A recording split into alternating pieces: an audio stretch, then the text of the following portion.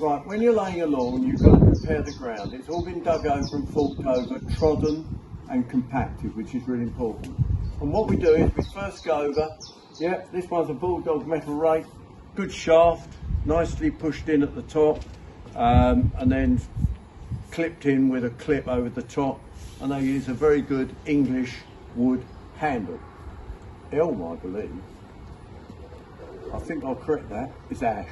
But anyway, what we have to do first is rake here, roughly, and then get off all this rubbishy bits, which includes stones, old bits of turf, anything like that. We can often use those for filling in some of the holes, but that's what we do first. So we rake just like that. Yeah, they can, see, they can, if you look at how I'm doing it, they're just going into a hole there and they can stay in there. We can put decent soil over the top. Now, I've always used then a hay rake. You might say, why use a hay rake? Well, they do make metal ones of these. They make aluminium ones of these as well.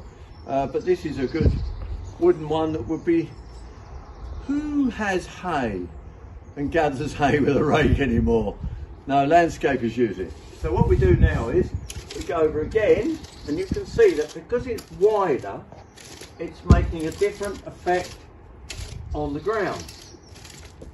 And as we gently go over it, then all good landscapers would turn it over, and then you can see that you can push the soil about to start to really produce a very level bed for laying turf or for seeding.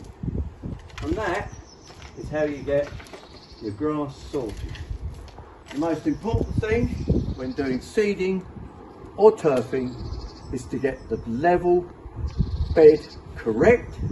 Then all you need to do, you can see it's got a light sow, you can sow it, or you buy good quality turf and lay your turf. And don't forget, don't just walk the turf on, use boards and push it down. And if you go to World Radio Gardening, you'll see many sections that will show you how to lay turf correctly.